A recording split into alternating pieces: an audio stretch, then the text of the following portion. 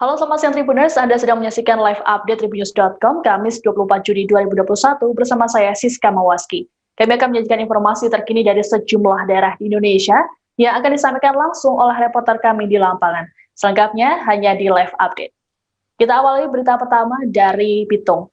Peristiwa kebakaran terjadi di lingkungan 4 Kelurahan Bitung Tengah, Kecamatan Maesa, Kota Bitung, Sulawesi Utara pada Rabu 23 Juni siang. Akibat kebakaran ini sebanyak 131 bangunan ludes dilalap si jago merah. Bangunan yang terbakar terdiri dari 130 rumah penduduk dan juga satu masjid. Lurah Bitung Tengah, Kresto Dame mengungkapkan pihaknya masih melakukan pendataan terkait dengan kerusakan yang ditimbulkan. Terkait dengan informasi ini sudah ada jurnalis tribunmanado.com, Christian Wayongkere yang akan melaporkannya untuk Anda. Halo, selamat siang Christian. Ya, selamat siang rekan Siska. Christian, bisa dijelaskan bagaimana situasi terkini dari warga korban kebakaran di Pasar Tua Bitung? Ya, dapat kami laporkan dari Kota Bitung, Provinsi Sulawesi Utara, di lokasi kebakaran hebat yang berlangsung Rabu kemarin, tanggal 22 Juni 2021. Pasca kebakaran yang terjadi, warga yang menjadi korban kebakaran Pasar Tua ini langsung ditangani oleh pemerintah Kota Bitung, TNI dan Polri ke lokasi pengungsian yang bertempat di Taman Kesatuan Bangsa di Kelurahan Bitung Tengah, rekan Siska. Lalu apa tindakan yang sudah diambil oleh pemerintah setempat dalam menangani masyarakat yang menjadi korban kebakaran, Christian? Ya, dapat kami laporkan sudah dilakukan penanggulangan yang dilakukan oleh pemerintah, dalam hal ini Badan Penanggulangan Bencana Daerah dan Dinas Sosial.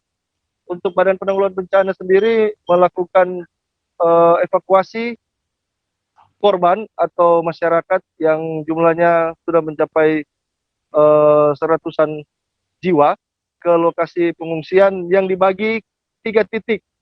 Jadi masing-masing 3 titik itu didirikan posko dan beberapa tenda untuk pengungsian. Sementara itu dari Dinas Sosial, dalam hal ini Tagana, mendirikan dapur umum untuk memberi makan seluruh pengungsi dan seluruh aparat yang bertugas, di mana dari keterangan yang kami himpun di lapangan, setiap hari mereka diberi makan 3 kali dalam sehari, baik pengungsi, korban kebakaran Pasar Tua maupun petugas yang ada di lapangan, rekan Siska.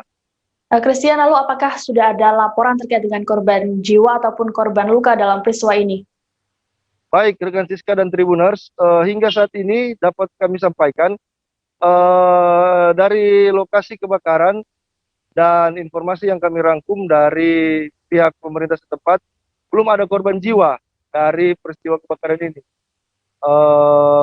Kebakaran yang mengakibatkan seratusan jiwa ini harus diungsikan karena rumah mereka ludes dilap jago merah seperti data yang rekan Siska sampaikan tadi.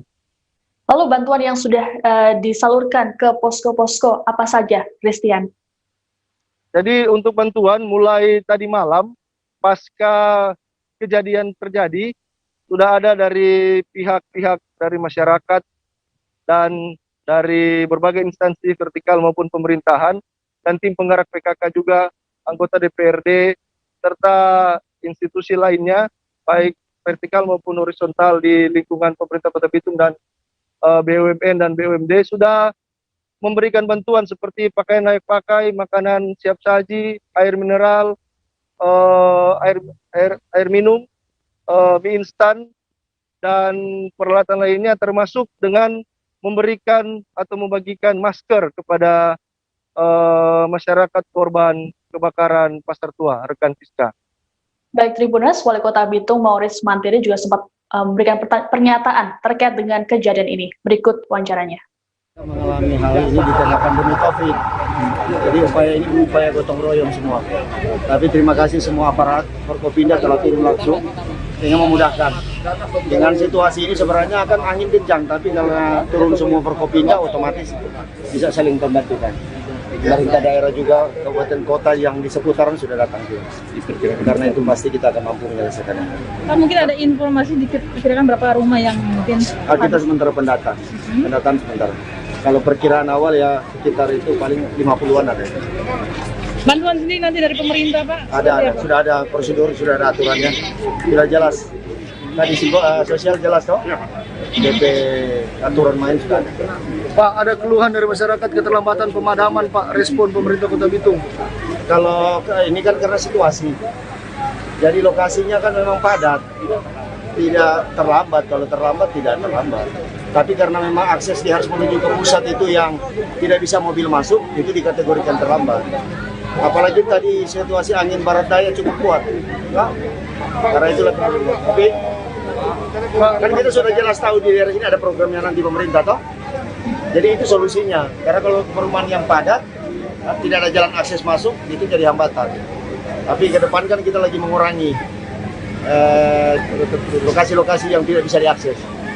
Pak, mungkin armada mobil pemadam kebakaran dan keberadaan hidran, Pak. Mobil pemadam kebakaran dan hidran, fasilitas Kota Bitung sudah tidak mencukupi atau itu ada yang rusak, kita bangun karena itu memang sudah parah amat. Kita akan mempersiapkan itu. Makanya tadi langsung telepon Bupati Wali Kota Manado Bitung, karena kita satu cepat, jadi bisa cepat dia datang. Gimana? Kita mau rapat ini dulu. Kamu tetapkan dulu setelah ini. Ada rapat darurat kita depan situ. Kita memutuskan untuk lokasi untuk bantuan makanan dan sebagainya. Beralih ke informasi selanjutnya, misteri kematian wanita hamil yang jasadnya ditemukan di septic tank rumahnya di perumahan Gria Sakti, Desa Karya Indah, Kecamatan Tapung, Kabupaten Kampar Riau, akhirnya terungkap. Korban rupanya dihabisi nyawanya oleh suaminya sendiri yang sempat kabur. Suami korban diringkus di wilayah Nganjuk, Jawa Timur oleh jajaran Polda Riau yang dibantu oleh Ditreskrimum Polda Jatim dan Polres Nganjuk pada Selasa 22 Juni. Untuk diketahui, saat ditemukan korban tengah mengandung dengan usia janin 7 bulan. Terkait dengan informasi ini, jurnalis Tribun Pekanbaru.com Rizky Armanda akan melaporkannya untuk Anda. Halo, selamat siang Rizky. Ya, selamat siang rekan Siska.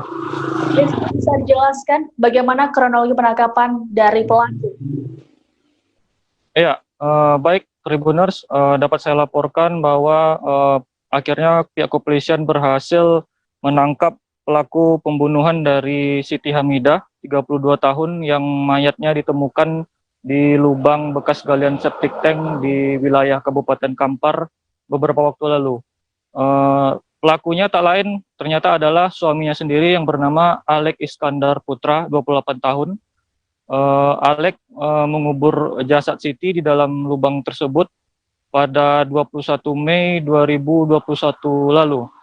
Untuk diketahui, Alek ditangkap oleh tim gabungan Polda Riau dibantu juga dari Polda Jatim di daerah Nganjuk, Jawa Timur. Alek sempat berpindah-pindah pelarian, di mana awalnya setelah melakukan aksi pembunuhan itu, Alek kabur ke rumah orang tuanya yang berada di daerah Bukit Tinggi, Provinsi Sumatera Barat. Kemudian berpindah lagi ke Jakarta. Dari sana Alek juga sempat bertemu dengan teman wanitanya begitu. Kemudian Alek kabur ke daerah Jawa Tengah sekitaran Pati dan lalu bergeser ke daerah Nganjuk, Jawa Timur. Nah, di sanalah Alek akhirnya berhasil ditangkap pada Selasa sekitar pukul 16 sore kemarin, begitu rekan Siska. Lalu berdasarkan pengakuannya, apa motif pelaku melakukan pembunuhan ini? Ya, setelah diinterogasi oleh penyidik kepolisian, Alek sendiri mengaku menghabisi nyawa istrinya itu lantaran dipicu cemburu buta dan menuduh istrinya itu berselingkuh dengan pria lain, begitu. Lalu berdasarkan keterangan dari polisi, bagaimana cara pelaku menghabisi nyawa korban? Ya, aksi pembunuhan yang dilakukan pada 21 Mei 2021 itu pertamanya tersangka dan korban sempat terlibat cekcok mulut. Kemudian ketika itu korban tengah berada di dapur, tiba-tiba tersangka datang dan langsung memiting dan mencekik leher korban. Seketika korban jatuh, kemudian tersangka membawa tubuh korban ke dalam kamar. Ketika itu kondisi korban sendiri masih bernapas. Kemudian tersangka yang sudah gelap mata akhirnya membekap wajah korban dengan menggunakan bantal sampai korban kehabisan nafas. Begitu rekan Siska. Oke, lalu terkait dengan penangkapan pelaku, bagaimana reaksi dari keluarga korban? Ya, kemarin kami juga sempat meminta tanggapan dari pihak keluarga korban, dalam hal ini abang kandung korban yang bernama Ahmad Sutanto. Dia menyatakan sangat menyayangkan peristiwa ini dan meminta agar pelaku pembunuhan ini dihukum berat, kalau bisa hukuman mati begitu. Oke, baik Tribuners. Kapolda Riau Irjen Agung Setia Imam Effendi juga sempat melakukan pernyataan terkait dengan ditangkapnya pelaku. Berikut pernyataannya. Kriminal atas pembunuhan yang tentu kita akan konstruksikan sesuai dengan faktanya nanti, yang mana kita ketahui bahwa pembunuhan ini bukan karena sesuatu yang tidak sengaja, tapi sesuatu yang sengaja ingin menghilangkan nyawa. Saudara AIP pada hari Jumat tanggal 21 Mei tersebut bercekcok dengan istrinya, yaitu saudara korban Siti Hamidah, di rumahnya di Gria Sakti. Gria Sakti ini perumahan di Kampung Kampar, yang mana korban dan tersangka ini tinggal.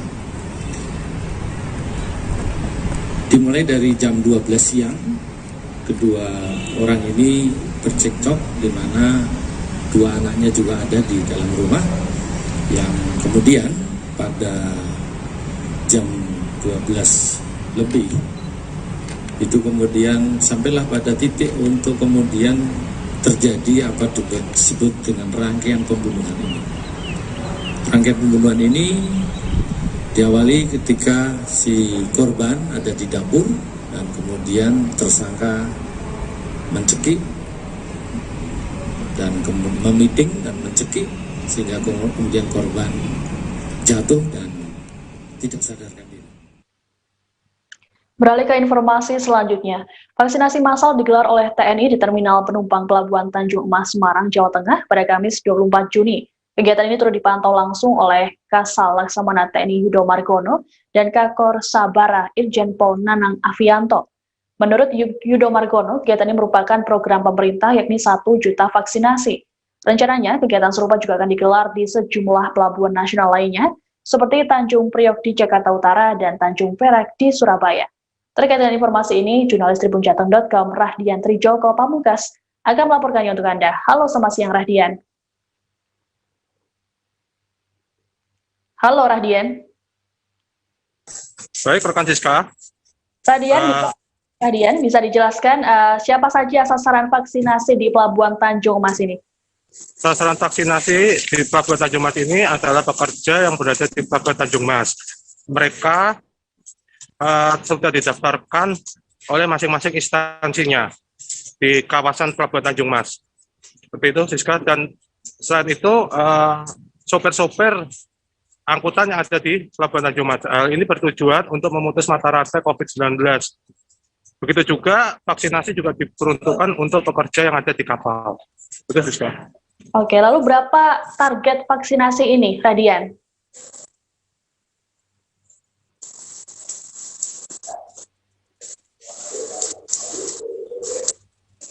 Halo, Radian?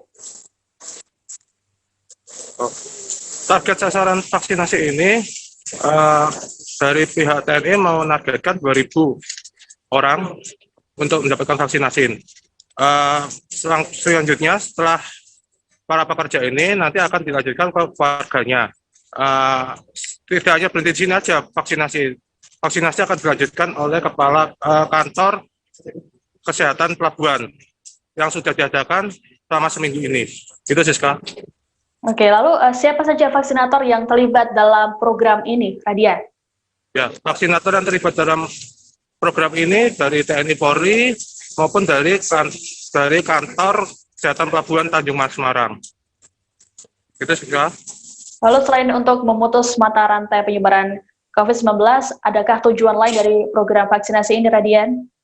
Ya, tujuan dari vaksinasi ini untuk melindungi para pekerja yang ada di Pelabuhan Tanjung Mas agar roda perekonomian ini tidak terhenti karena COVID-19.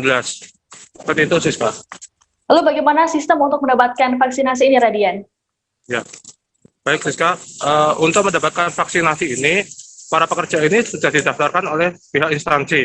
Dari tadi pagi sekitar pukul 7:30, para pekerja ini sudah datang mengantre di kedatangan untuk mendapatkan vaksinasi yang berada di ruang berangkatan. Baik, terima kasih laporannya jurnalis tribunjateng.com Rahdian Trijoko Pamungkas. Kita beralih ke informasi selanjutnya.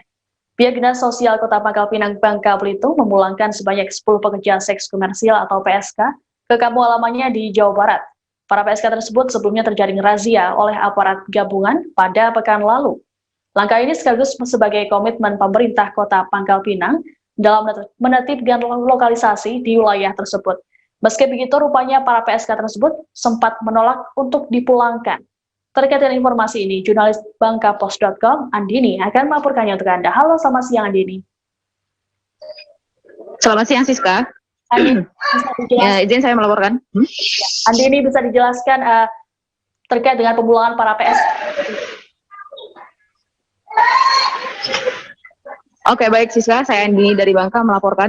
Kemarin Rabu 23 Juni 2021, pemerintah Kota Pangkal Pinang melalui Dinas Sosial Kota Pangkal Pinang memulangkan 10 pegawai seks komersil PSK yang ada di lokalisasi Teluk Bayur Kota Pangkal Pinang. Diketahui sebelumnya memang pemerintah Kota Pangkal Pinang fokus terhadap penertiban lokalisasi yang ada di Kota Pangkal Pinang. Ada 2 lokalisasi di Kota Pangkal Pinang, yaitu lokalisasi Teluk Bayur dan lokalisasi Parit 6. Sebelumnya juga pemerintah Kota Pangkal Pinang sudah menganggarkan anggaran untuk pemulangan para PSK ke daerahnya masing-masing, yakni Jawa Barat, senilai 200 juta rupiah dari APBD Kota Pangkal Pinang. Demikian, Siska. Lalu Andini, bisa dijelaskan seperti apa penertiban lokalisasi yang dilakukan oleh pemerintah Kota Pangkal Pinang? Oke, baik. Sebelumnya pemerintah Kota Pangkal Pinang sudah kerap kali melakukan penertiban di 2 lokalisasi, yaitu lokalisasi Teluk Bayur dan lokalisasi Parit 6. Namun, setiap kali penertiban dari tim penertiban TNI Polri dan Satpol PP, penertiban selalu bocor. Ketika didatangi ke lokalisasi tersebut, tidak ada aktivitas apapun yang ada di lokalisasi tersebut. Jadi, pada Sabtu malam kemarin, 19 Juni 2021, tim gabungan TNI Polri dan Satpol PP melakukan penertiban secara diam-diam dan akhirnya didapatkan 11 pegawai seks komersil, 10-nya dipulangkan, satunya dinyatakan saat dilakukan pemeriksaan, satunya dinyatakan positif rapid antigen. Demikian, Siska. Oke, lalu bagaimana proses penertiban PSK tersebut? Oke, PSK tersebut dilakukan penertiban dapat 10 dan 10-nya itu langsung dipulangkan ke daerahnya masing-masing, yaitu Jawa Barat. Sebelumnya pemerintah Kota Pangkal Pinang melakukan penertiban gabungan bersama TNI Polri pada Sabtu malam 19 Juni 2021 di lokalisasi Teluk Bayur secara diam-diam, Siska. Tanpa ada pengetahuan atau tanpa ada bocoran dari pihak manapun, sehingga penertiban dilakukan secara diam-diam. Oke, baik. Terima kasih laporannya jurnalis bangkapos.com, Andini. Tribuners, kami akan kembali seusai jeda, tetap di live update. Oke, apa kabar Bang Arief di sini untuk strateginya? Kalau saya sendiri di Gimik 37 ini yang semalam baru mulai, saya udah pasti. Sebenarnya aku nggak ngerasa itu penangkapan atau penggerbegan atau apapun itu, karena gini loh, posisinya aku kriteria. Jadi kita mengenal disebut dengan stroke yang tidak berdarah dengan stroke yang berdarah. Stroke yang tidak berdarah itu biasanya ditandai dengan adanya penyumbatan. Kalau itu penyumbatan di sini mungkin pikirnya tidak ke situ kali ya, tapi kalau di Korea atau di Kamboja itu ada beberapa paper yang saya itu mas, ya dulunya tukang koran. Oh gitu ya, Tukang koran. Ya saya baca itu Pak. Tuh kan, pernah baca kan? Ya. Jadi kalau saya jadi tangga, itu udah bersyukur banget. Si anak ini dijadikan sebagai tersangka begitu. Ya, kalau ini kita bicara yang di luar kasus Situbondo ya. Dengan nama hujan shower, di mana terdapat batas jelas antara daerah hujan dan tidak hujan yang biasanya terjadi pada fase awal mature stage atau tahap berbahaya dewasa. itu Kang. Jadi mulai artinya terjadinya perlembekan. Nah itu untuk penetrasi akan sulit gitu ya. Dok, saya ini menurut saya memang tidak mudah, bukan urusan tanah diambil.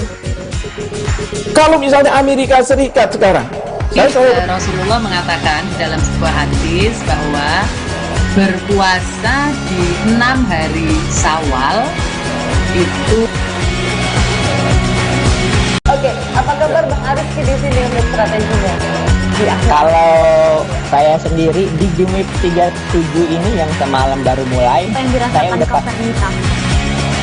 Sebenarnya aku nggak ngerasain penangkapan atau penggerebegan atau apapun itu, karena gini loh, posisinya aku Kriteria.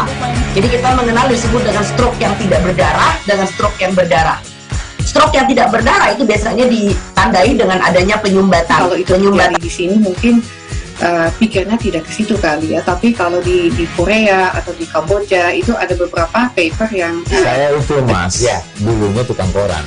Oh gitu ya. Tukang koran. Ya, saya baca itu Pak. Tuh kan, pernah baca kan? Ya. Jadi kalau saya jadi tangga, itu udah bersyukur banget. Si anak ini dijadikan sebagai tersangka begitu. Ya, kalau ini kita bicara yang di luar kasus Sebongombo ya. Dengan nama hujan shower, di mana terdapat batas jelas antara daerah hujan dan tidak hujan yang biasanya terjadi pada fase awal mature stage atau tahap Berbahaya dewasa. itu Kang. Jadi mulai artinya terjadinya perlempekan. Nah itu untuk penetrasi akan sulit gitu ya.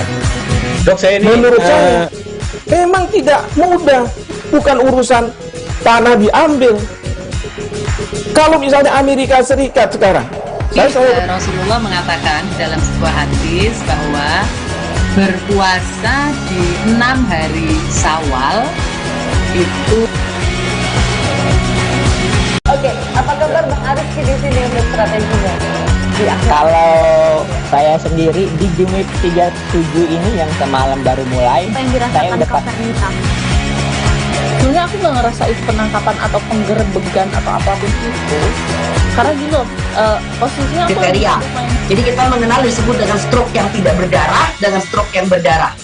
Stroke yang tidak berdarah itu biasanya ditandai dengan adanya penyumbatan. kalau itu terjadi di sini mungkin pikirnya tidak ke situ kali ya, tapi kalau di Korea atau di Kamboja itu ada beberapa paper yang Saya itu mas, ya dulunya tukang koran.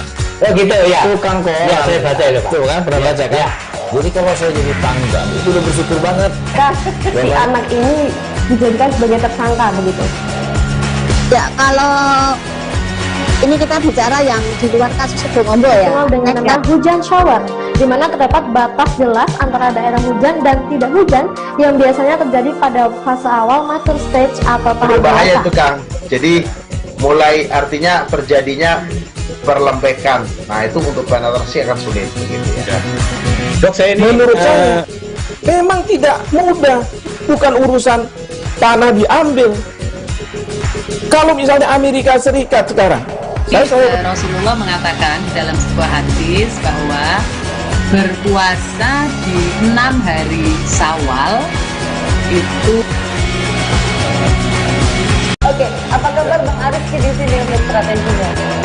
Kalau saya sendiri di game week 37 ini yang semalam baru mulai, Apa yang saya dirasakan udah Kapten Hitam? sebenarnya aku nggak ngerasain penangkapan atau penggerebegan atau apapun itu, karena gini loh, posisinya aku Kriteria. Jadi kita mengenal disebut dengan stroke yang tidak berdarah dengan stroke yang berdarah.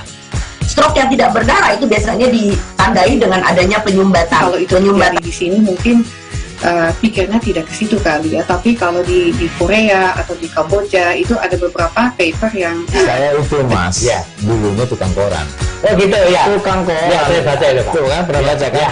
Jadi kalau saya jadi tangga, itu udah bersyukur banget. Si anak ini dijadikan sebagai tersangka begitu. Ya, kalau ini kita bicara yang di luar kasus Sebongombo ya. Dengan nama hujan shower, di mana terdapat batas jelas antara daerah hujan dan tidak hujan yang biasanya terjadi pada fase awal mature stage atau tahap Berbahaya dewasa. itu Kang. Jadi mulai artinya terjadinya perlempekan. Nah itu untuk penetrasi akan sulit gitu ya. Dok, saya ini menurut saya memang tidak mudah, bukan urusan tanah diambil. Kalau misalnya Amerika Serikat sekarang, Rasulullah mengatakan dalam sebuah hadis bahwa berpuasa di 6 hari Syawal itu. Oke, apa kabar Bang Arif di sini untuk strateginya? Kalau saya sendiri di Gimik 37 ini yang semalam baru mulai, saya udah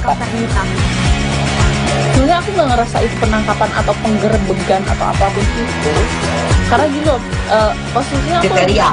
Jadi kita mengenal disebut dengan stroke yang tidak berdarah dengan stroke yang berdarah. Stroke yang tidak berdarah itu biasanya ditandai dengan adanya penyumbatan. Kalau itu terjadi di sini mungkin pikirnya tidak ke situ kali ya, tapi kalau di Korea atau di Kamboja itu ada beberapa paper yang Saya itu mas, ya dulunya tukang koran. Oh gitu ya. Tukang koran. Ya, saya baca itu Pak. Tuh kan, pernah baca kan?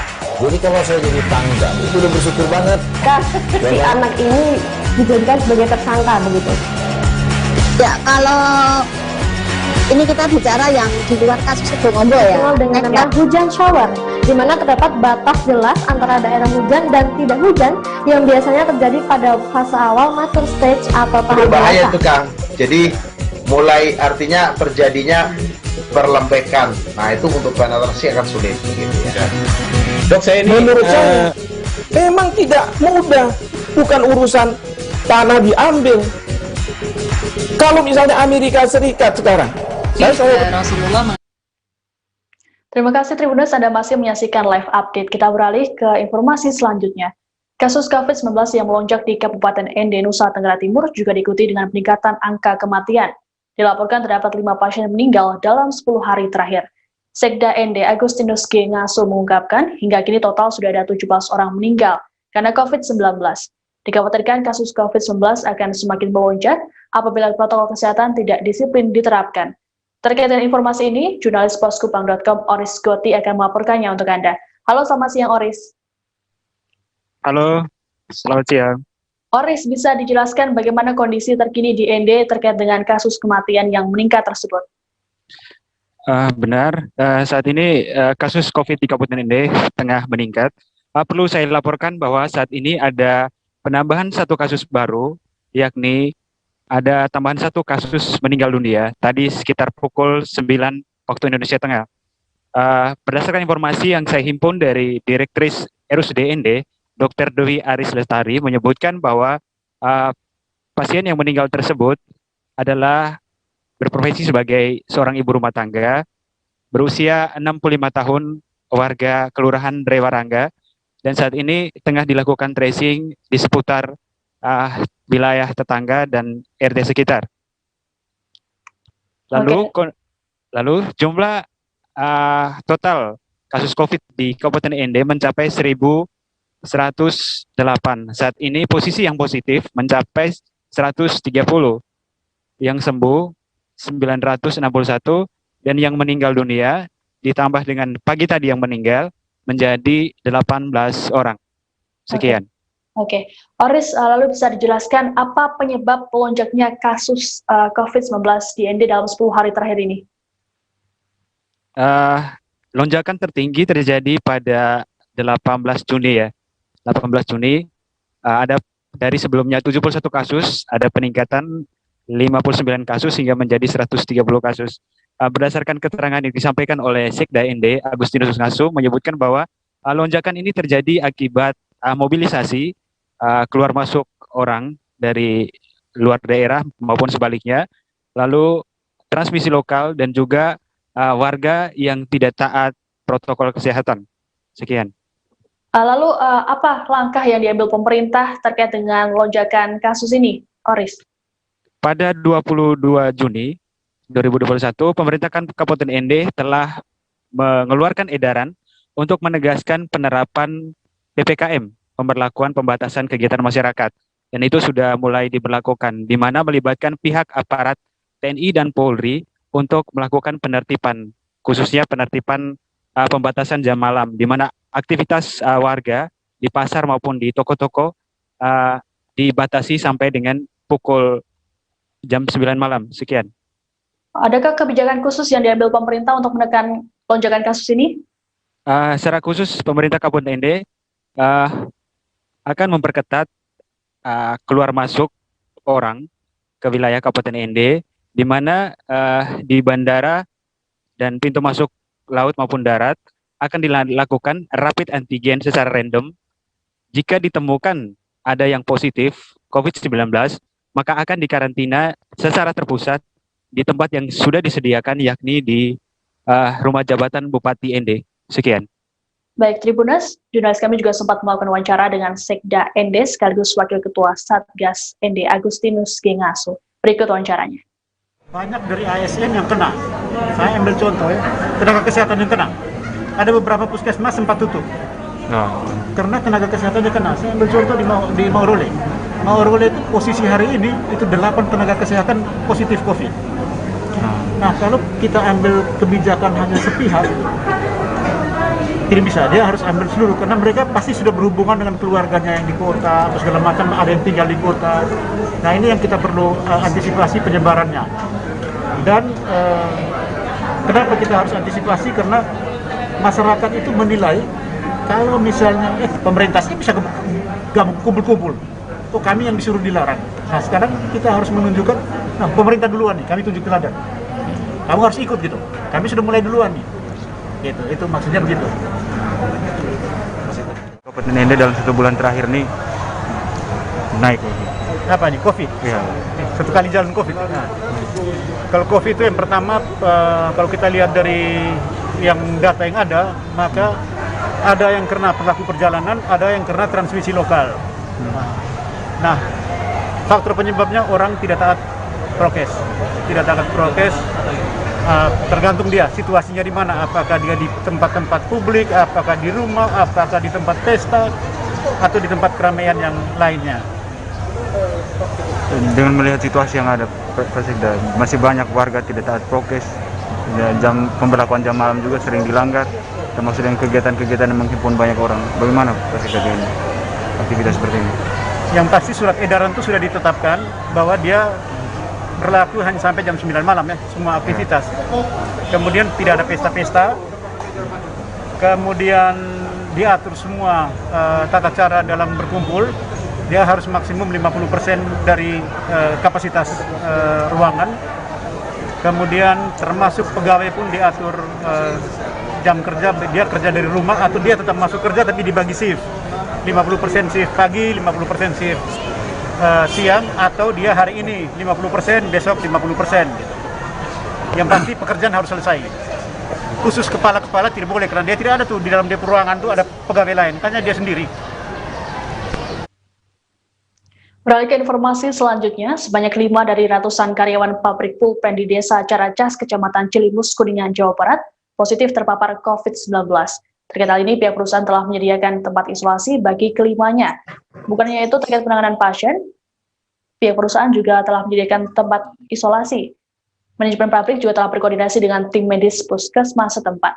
Terkait dengan informasi ini, jurnalis tribuncerebo.com Ahmad Rifai akan melaporkannya untuk Anda. Halo, selamat siang Rifai. Siang Siska. Rifai, bisa dijelaskan bagaimana apa penyebab mereka terpapar COVID-19? Ya, baik, bisa dijelaskan dari sebanyak 400 ada 5 karyawan pabrik pulpen PT Asaba Zebra Industri. Itu diduga akibat mereka terjadi pemaparan di luar jam kerja. Artinya ketika mereka sudah pulang itu tidak safety dengan lingkungan sekitar, sehingga mereka yang tergabung dalam kasus orang tak bergejala akhirnya terpapar positif COVID-19. Oke. Lalu sejauh mana perhatian pemerintah dalam melakukan pengawasan terhadap pelaksanaan protokol kesehatan ini? Baik, untuk perhatian pemerintah dalam komitmen melakukan pencegahan penyebaran COVID-19 di Kabupaten Kuningan ini, kemarin cukup terharu juga ketika mendapat informasi ada 5 karyawan pabrik pulpen itu. Ketua DPRD Kabupaten Kuningan, Nujurahdi, langsung melakukan kunjungan ke lokasi dengan menggunakan alat perlengkapan ataupun alat pelindung diri, sehingga mengetahui persis di lingkungan pabrik yang memang tertata, kemudian tingkat kebersihannya juga terjaga, sehingga ada penjelasan dari pihak manajemen pabrik sendiri. Dan dapat tadi diulas oleh saya mengenai perhatian manajemen terhadap karyawan memang cukup ketat. terhadap kesehatan dan memang pelayanan-pelayanan sesuai dengan SOP-nya sendiri gitu. Oke, tadi sempat disinggung bahwa para karyawan pabrik tersebut terpapar dari luar lingkungan pabrik. Lalu bagaimana kondisi di lingkungan pabrik itu sendiri, Rifai? Ya, terlepas di kawasan pabrik PT Asaba Zebra Industri di Kabupaten Kuningan selama hari kemarin itu terjadi kematian sebanyak 11 orang. Itu terjadi di sejumlah rumah sakit baik swasta maupun pemerintah, sehingga jumlah COVID di Kuningan memang mengalami lonjakan cukup signifikan. Selain itu juga ada kasus COVID di Kabupaten Kuningan membuat sebanyak 4 gang di 2 dusun di Desa Ciawilor juga mendapat perhatian, sehingga mereka warga di sana terpaksa melakukan lockdown dengan inisiasi dan berdasarkan laporan ataupun memang konfirmasi dari kepala desa setempat, masyarakat di sana kurang tingkat kesadaran dalam prokes memang mengalami pengurangan, sehingga paparan terjadi, dan ini dilakukan oleh pemerintah ataupun tim medis baik dari satuan gugus tugas di Kabupaten Kuningan untuk secara berkala dalam memberikan sosialisasi penanganan COVID-19 di Kuningan. Demikian. Oke. Baik Tribuners, jurnalis kami juga sempat melakukan wawancara dengan Ketua DPRD Kuningan, Nuzul Rahdi, dan juga pihak manajemen pabrik. Pabrik Asaba, di perusahaan Asaba ini yang memproduksi pulpen, ini ada beberapa karyawan yang terkonfirmasi positif, ada 5 orang. Nah, karena situasi sekarang ini kan kita sedang gawat lah ya, maka langsung saya berinisiatif untuk langsung ke lokasi, dan alhamdulillah kita ketemu dengan beberapa manajer di sana, ya, dan mereka cukup kooperatif. Kalau dilihat dari perusahaannya, dari pintu masuk sampai dengan produksi, ini saya melihat tidak ada kelemahan ya, karena semua dilakukan protokol kesehatan secara ketat, mulai dari pintu masuk, seleksi karyawan itu sangat ketat sekali, gitu. Sehingga kalaupun ada yang terpapar di sana, saya yakin ini karena tertular dari masyarakat di luar di tempat tinggalnya. Kita sih tidak berharap ada karyawan yang terpapar, Pak. Jadi makanya kita fokusnya ke pencegahan. Daripada pengobatan atau action dari ketika misalnya karyawan terpapar itu. Jadi kita screening misalnya ketika karyawan mengalami sakit dan lain-lain, itu bisa langsung wajib menghubungi hotline yang sudah disediakan oleh perusahaan. Kemudian nanti dari perusahaan ada pemantauan dari Satgas Covid dibantu dengan dokter perusahaan, pemantauan. Terus kalau misalnya memang diperlukan tindakan seperti tes antigen dan lain-lain, itu akan dilakukan. Kemudian kalau misalnya ada yang terkonfirmasi positif, itu langsung kita arahkan untuk isolasi dan kita laporkan langsung ke PKM setempat. Untuk hari ini ada total 5 karyawan yang terkonfirmasi, sudah dilakukan tracing juga. Kebetulan tracing di Zebra di perusahaan juga mudah karena kita sudah membagi jaraknya di lingkungan kerja dan lain-lain, sehingga akan meminimalisir kontak erat dengan karyawan yang lain. Kita beralih ke kabar selanjutnya. Vaksinasi massal digelar oleh tim gabungan Dinas Kesehatan Pemkot Prabu Mulih, Sumatera Selatan, bersama dengan TNI Polri di City Mall Kota Prabu Mulih sejak Senin 21 Juni hingga Rabu 30 Juni mendatang.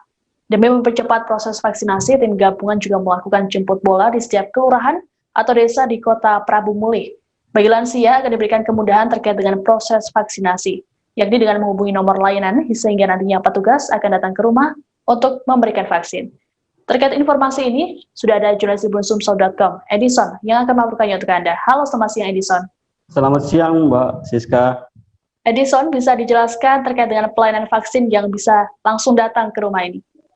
Oke, baik Mbak Siska, kami informasikan dari Kota Prabu Mulih sejak Senin lalu hingga 30 Juni mendatang ke Kota Prawamuli sendiri dilakukan vaksin massal yang diadakan di City Mall Kota Prawamuli. Petugas tim gabungan sendiri melakukan vaksin dengan melakukan jemput bola, tidak hanya ke City Mall, masyarakat yang butuh vaksin bisa segera menghubungi nomor layanan. Pelaksanaan vaksin sendiri berjalan lancar dan ramai antusias diikuti oleh masyarakat di City Mall Kota Prawamuli. Masyarakat sendiri berbondong-bondong datang ke City Mall untuk melakukan vaksin. Pelaksanaan vaksin sendiri di hari kedua ini sudah 1.200 masyarakat mengikuti vaksin. Tidak hanya membuka pelayanan vaksin, pemerintah Kota Prawamuli sendiri bersama tim gabungan datang ke posko-posko yang ada di kelurahan dan kecamatan. Jadi warga bisa cukup kumpul di balai desa dan balai kelurahan.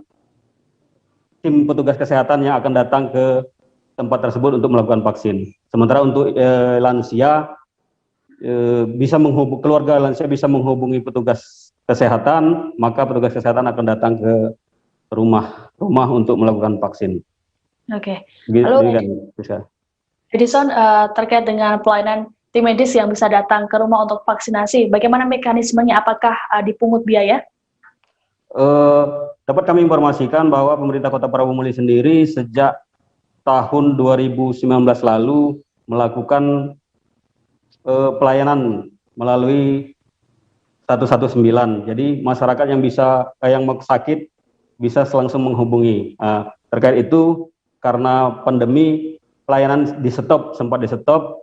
Kemudian kembali diaktifkan kembali, jadi masyarakat yang ingin vaksin bisa menghubungi ke 119, maka petugas dokter dan perawat bisa datang langsung ke rumah untuk melakukan vaksin.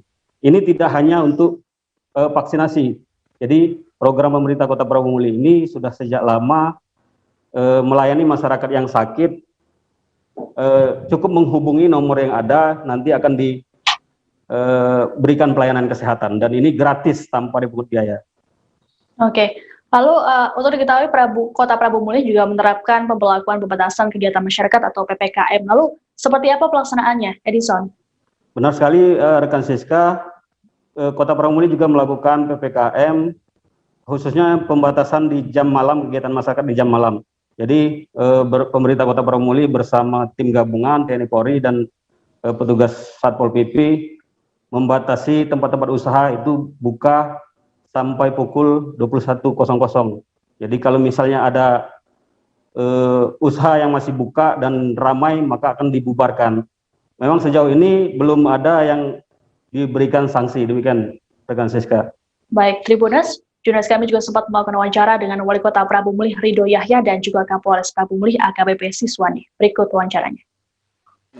Jadi hari ini dalam rangka untuk mengecek pelaksanaan vaksinasi massal, sebagai salah satu tujuan kita mencetuskan vaksinasi 1 juta per hari seluruh warga Indonesia.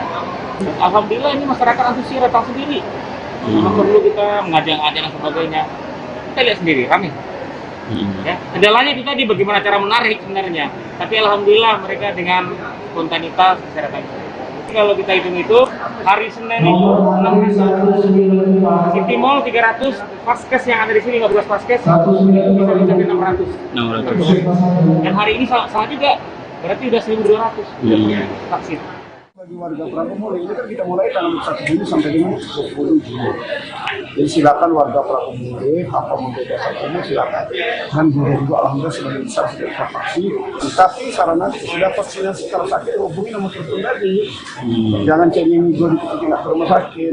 Jadi bagi orang yang lansia silakan hubungi 119, nanti ada tim pasukan khusus melayani lansia yang dari rumah. Beralih ke informasi selanjutnya, aksi protes dilayangkan oleh sejumlah emak-emak di kawasan Gedung Putih Pasar Mardika, Kota Ambon, Kamis 24 Juni pagi. Hal ini dipicu pembongkaran lapak pedagang yang dilakukan oleh pemerintah Kota Ambon. Meski begitu, protes tak berlangsung lama setelah petugas memberikan pengertian.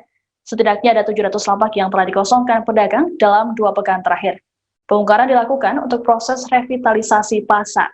Terkait dengan informasi ini, sudah ada jurnalis tribunambon.com Ajeng Hatalea yang akan melaporkannya untuk Anda. Halo, selamat siang Ajeng. Halo, selamat siang rekan Siska.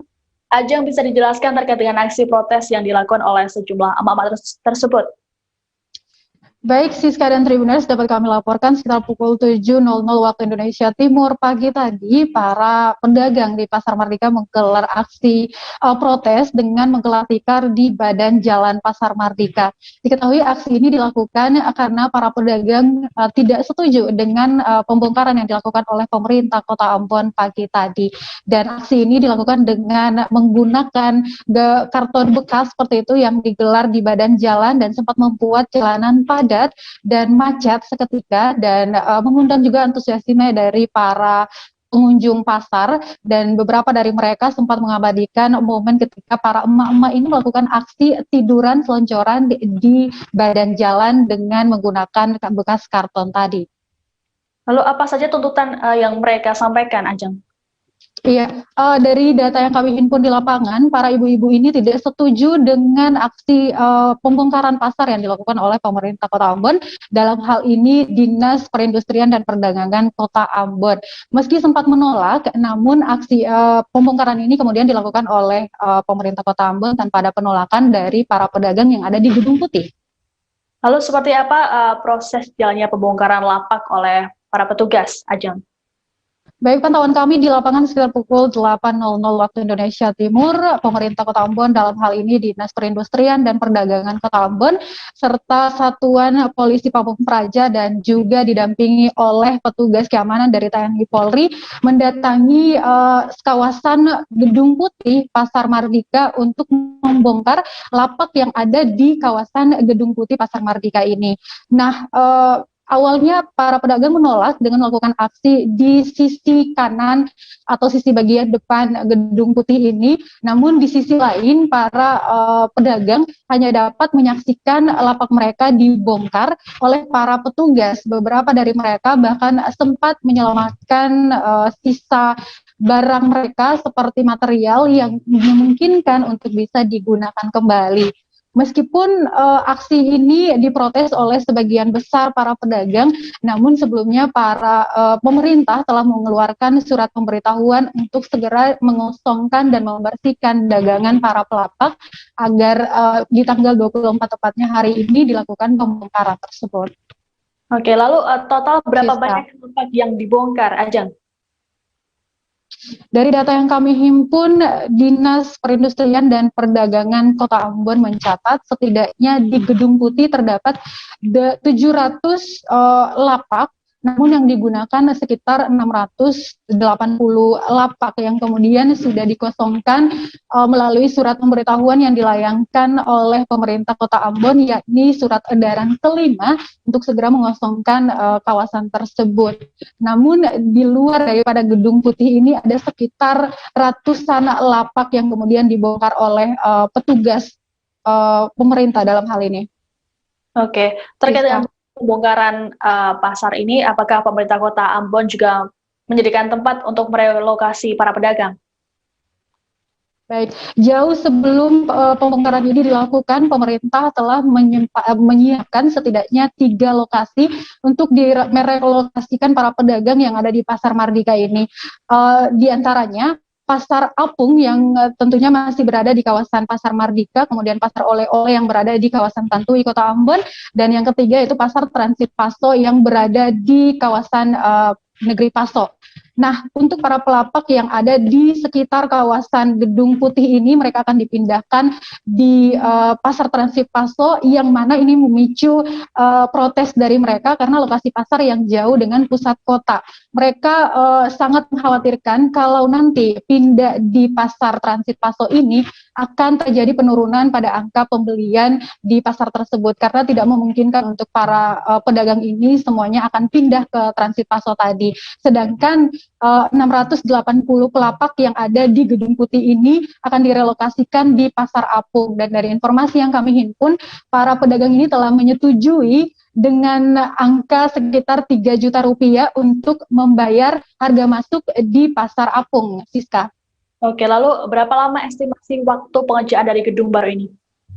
Baik, diestimasikan pemerintah Kota Ambon sekitar 2 tahun untuk dilakukan pembangunan gedung baru di Pasar Mardika Kota Ambon ini, dan akan diperbolehkan para pedagang yang terdata di database pemerintah Kota Ambon, di mana mereka memiliki kartu pedagang dan juga rutin membayar iuran seperti itu, maka mereka akan dikembalikan di gedung baru. Seperti itu, Siska.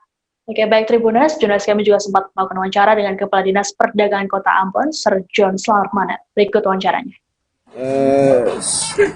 Memang yang kita temukan itu banyak juga keluhan dari pedagang yang direlokasi ke Paso, ya, ke pasar transit Paso. Banyak pedagang itu mengeluh karena berbagai pertimbangan secara ekonomis mereka itu kan pasti tidak terlalu menguntungkan seperti begitu. Tetapi ini kan sementara.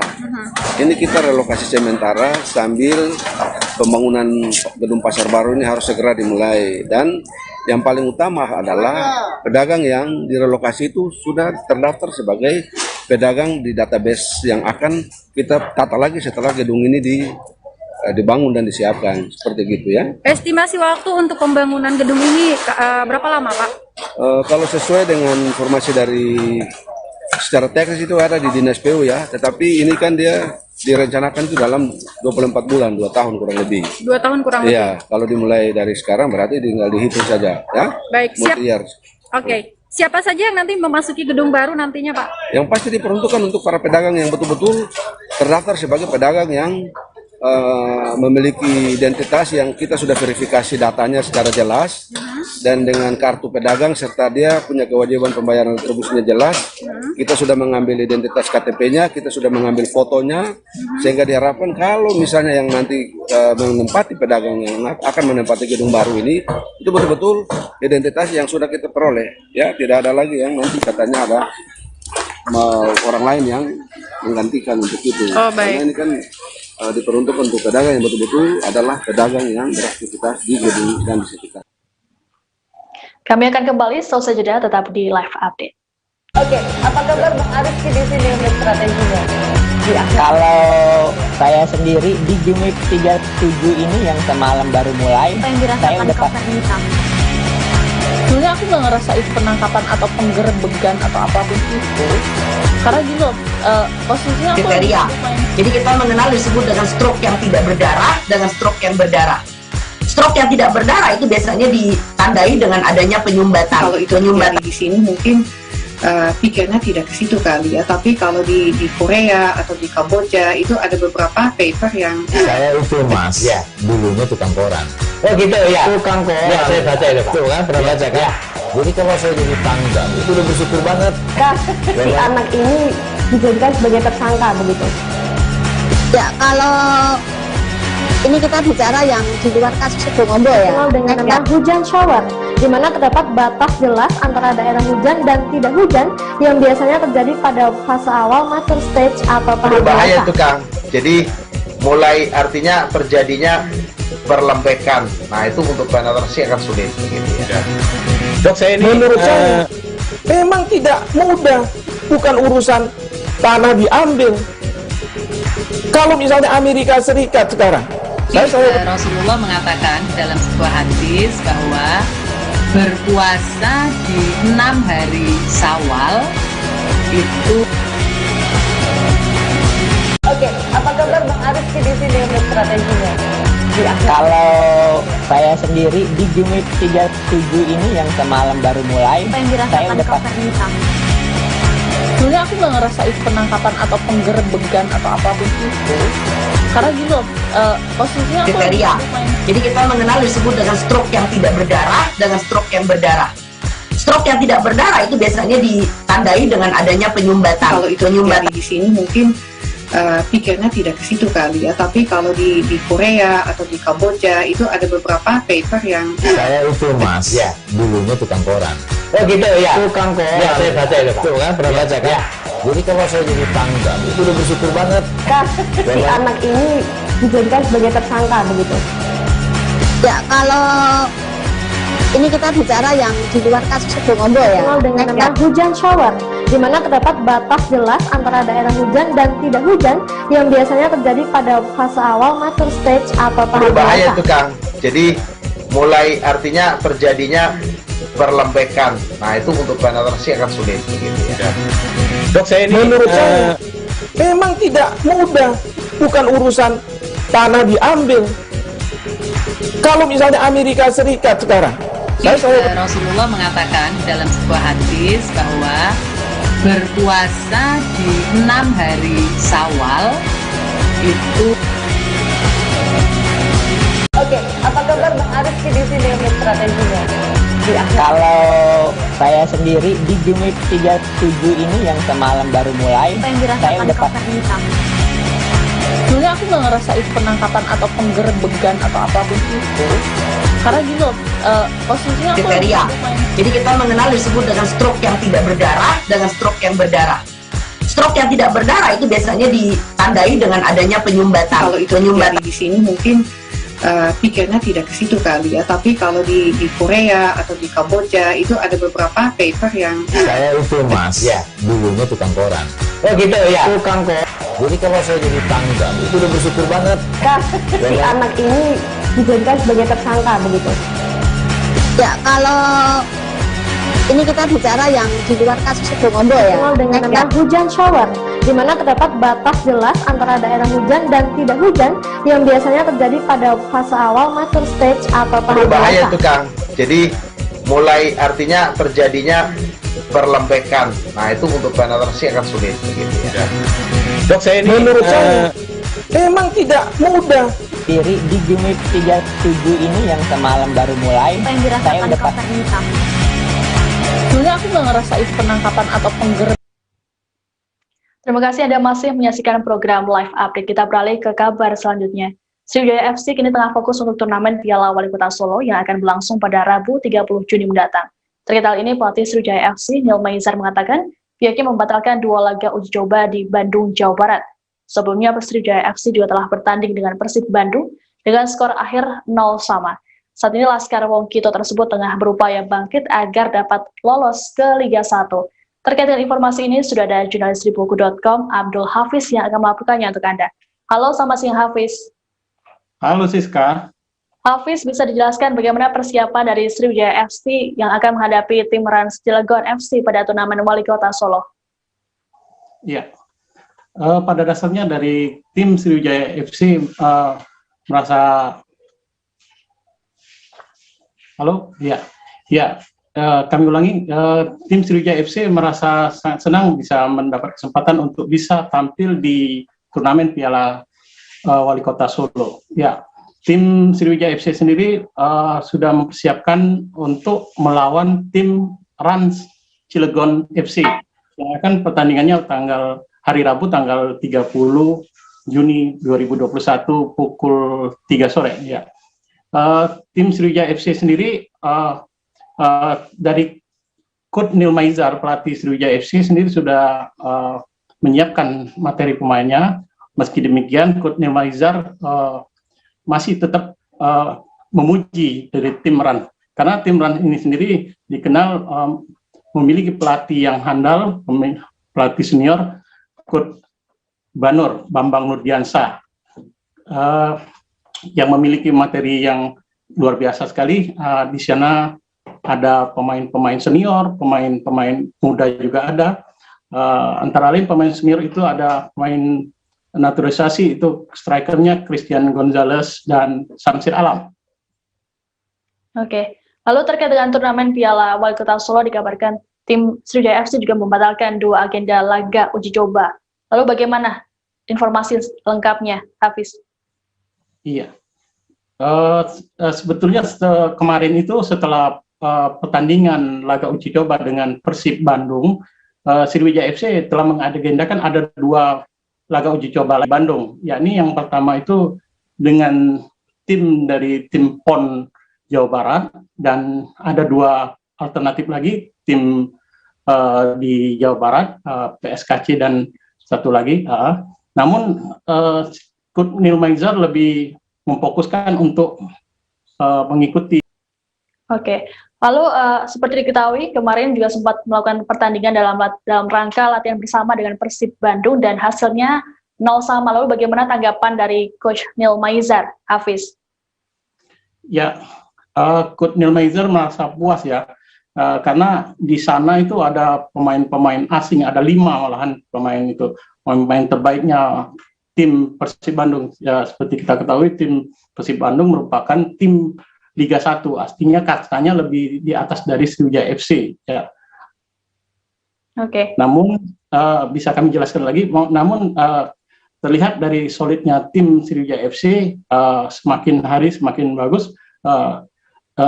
Itu bisa mengimbangi tim dari Persib Bandung yang notabene-nya memang kualitasnya lebih di atas dari Sriwijaya. Demikian sih Kak.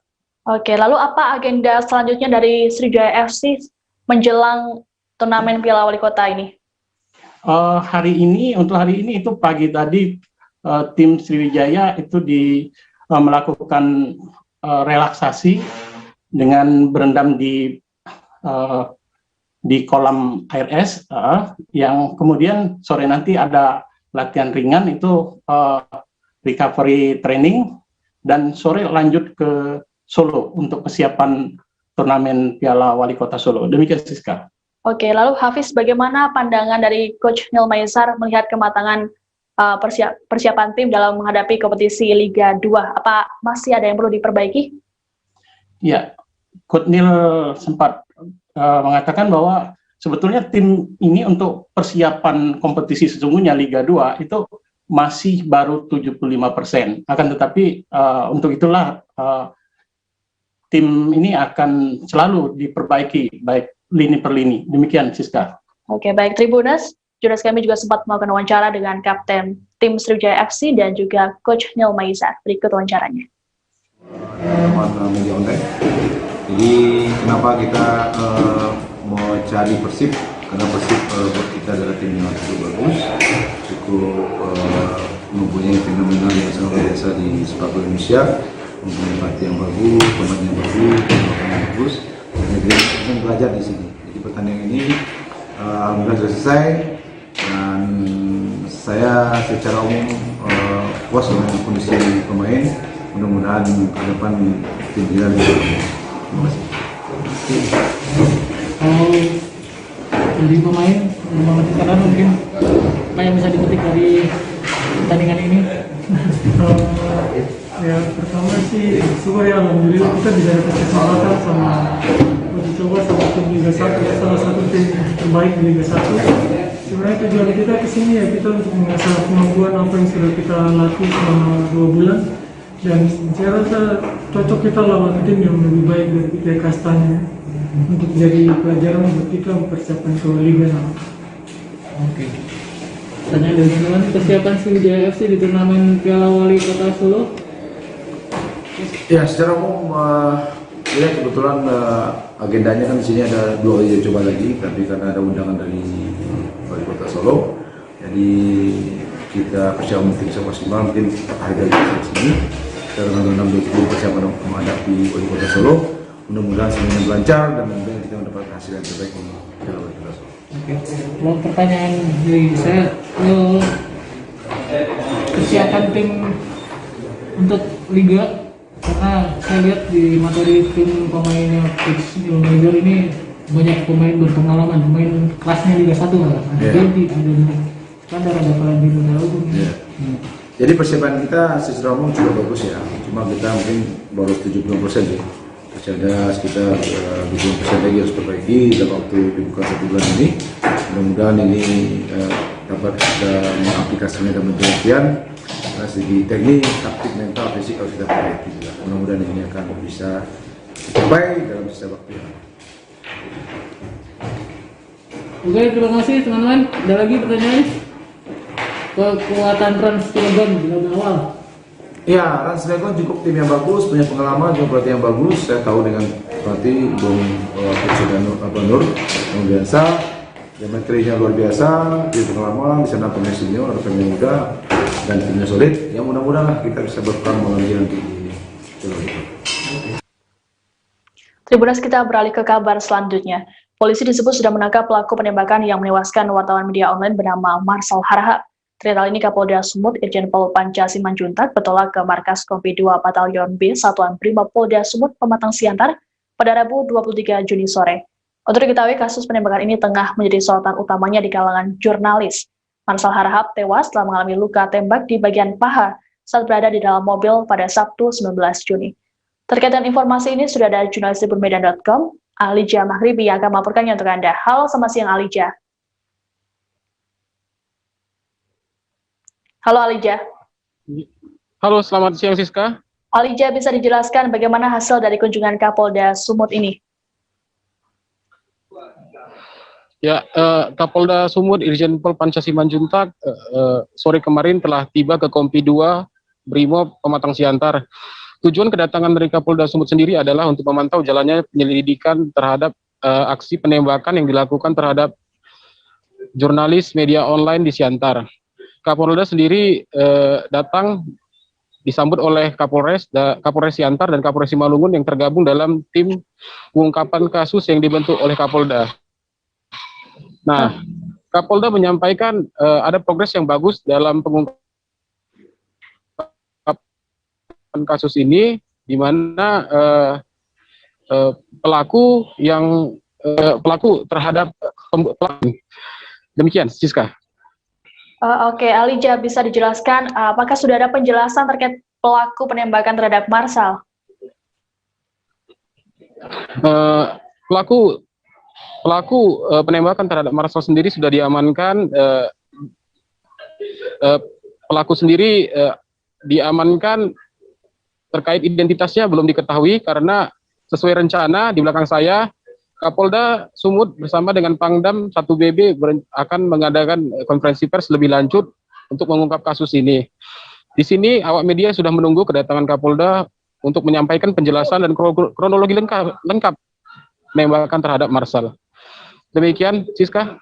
Oke, Alija, lalu bagaimana respons dari pihak kepolisian dalam pengungkapan kasus ini mengingat banyak sekali desakan dari berbagai elemen masyarakat?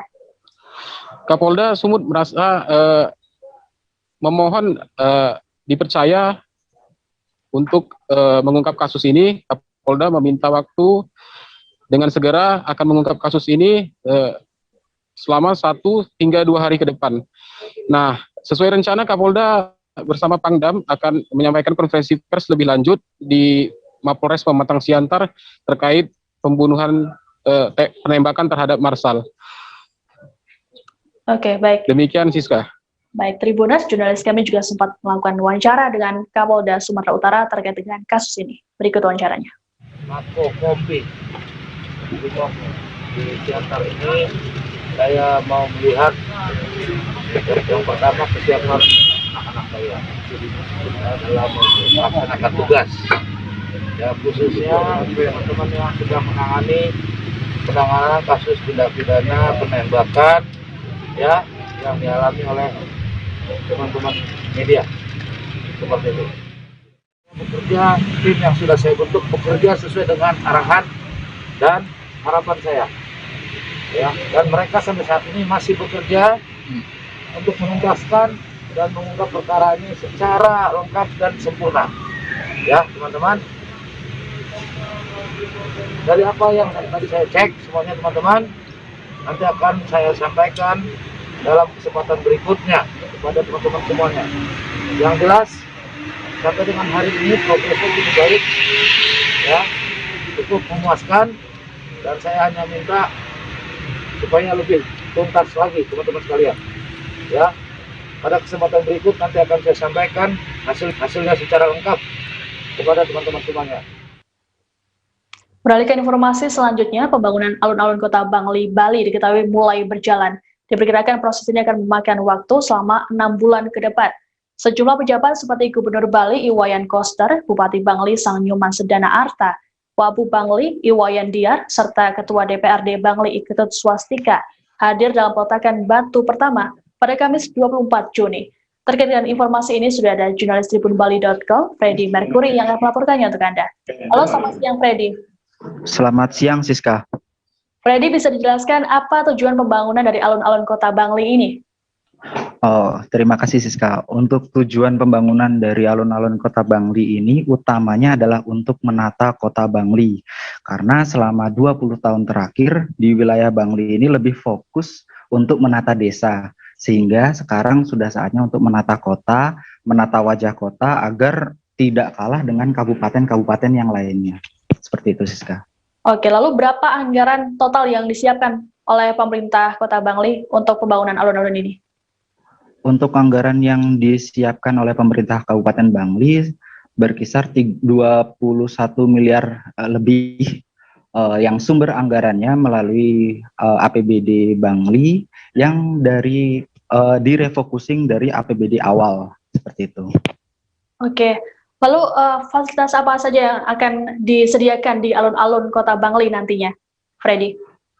Terima kasih Siska. Untuk fasilitas yang disediakan mulai dari fasilitas olahraga seperti skatepark, outdoor gym, area bermain anak, plaza, dan stand makanan. Selain itu juga sarana olahraga yang sekarang masih ada juga masih akan dipertahankan mulai dari lapangan basket, lapangan voli, serta panjat tebing. Walau demikian, untuk lapangan sepak bola sendiri akan diganti yang nantinya jadi lapangan sepak bola untuk olahraga sepak bola tidak diperkenankan di alun-alun kota, melainkan dipindah ke lapangan yang saat ini sedang dipersiapkan oleh pemerintah Kabupaten Bangli. Demikian Siska.